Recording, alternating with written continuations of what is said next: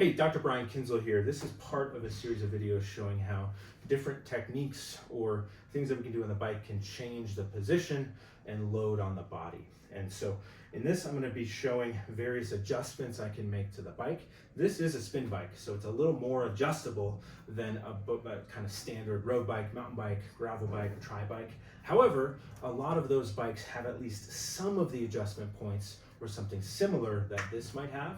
And so the point of using this is to kind of obviously show some of the changes you can make. So then you can go back and either ask your local bike shop to make a similar change or maybe tweak some things yourself if you're having any discomfort on the bike. So I'm just gonna get on here as is. And so this seat height is roughly okay for me. This is not a full video on perfect bike fit, but my knee's not all the way straight, but it's close, so I'm not hyperextending it.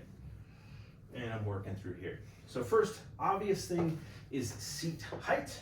So if I get this seat one higher, this is gonna be taller than I would normally ride. However, I need less knee motion and less hip motion. So that might be useful if we're coming back from some type of discomfort or injury where it hurts when I bend the knee too far, hurts when I flex the hip too far. I can temporarily raise my seat a touch higher than I would to change these angles.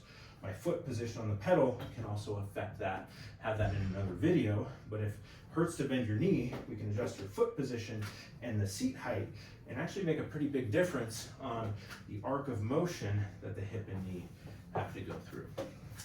Then of course I can lower the seat. This is gonna be way low for me. But what does this do? So we'll need more hip and knee motion, but even without adjusting the handlebars, I can be a lot more upright. And so there might be reasons temporarily we'd wanna be more upright. I would not usually do a long ride like this, because sometimes as this position is not, the knees are never unloaded, like the quads can't really relax as I come through the pedal stroke.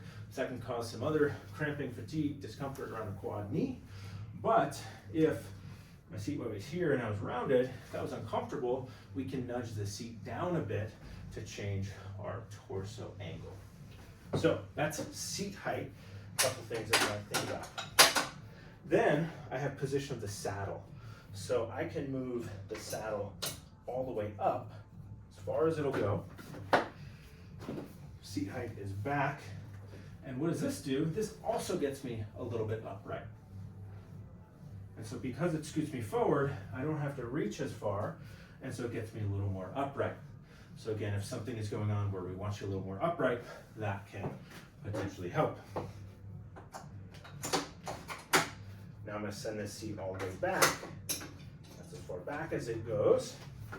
And this then gets me back into position that's maybe for me a little more standard, but a little more angled downwards. This position offers easier access to hip hinging and to the glute muscles.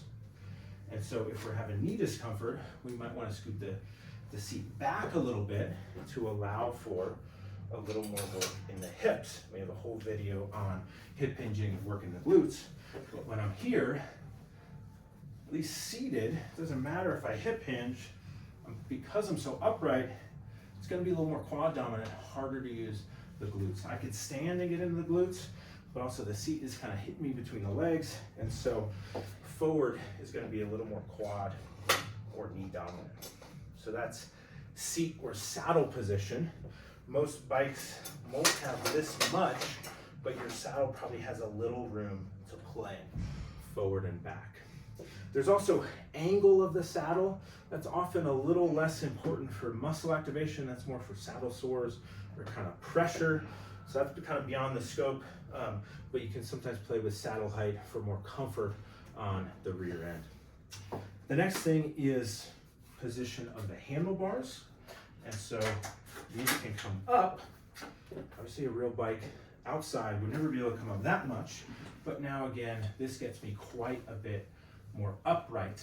And so if I'm working on something where I need to be upright, low back, neck, thoracic spine, then elevating the handles, we're getting, depending on how much room you have to elevate the handles, or sometimes they sell specialized add-ons rare circumstances do I recommend these, but they do exist, that actually have a stem that angles upward to give you a little more upward lift.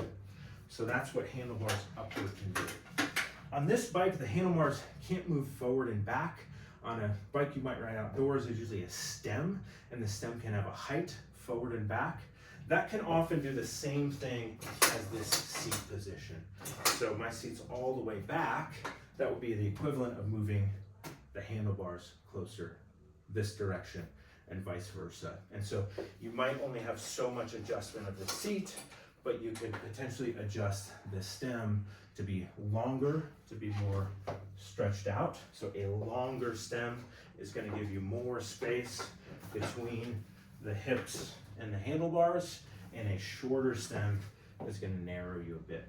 So of course, getting the best bike frame for you that fits your height and your body is super important, but often as we're getting back to cycling after maybe time away or an injury, we might tweak some of these things outside of what would be the ideal bike fit for performance. We might tweak these so that way we increase or decrease load or force on a certain area of the body. We'll see how that feels, and maybe we bring it back into neutral as you get back into riding. Maybe we keep it there if it feels good. You can also play with these positions if maybe you're riding bike packing, have a heavy pack on, you might not want to be super hunched over, so you can adjust some of these variables to be a little more upright. So play with those, ask your local bike shop to help you. A lot of these parts to swap out a stem or to change some different things, get a new saddle, they're not terribly expensive compared to the cost of a bike, and a lot of stationary bikes are very adjustable. And so play around and find what feels right for you.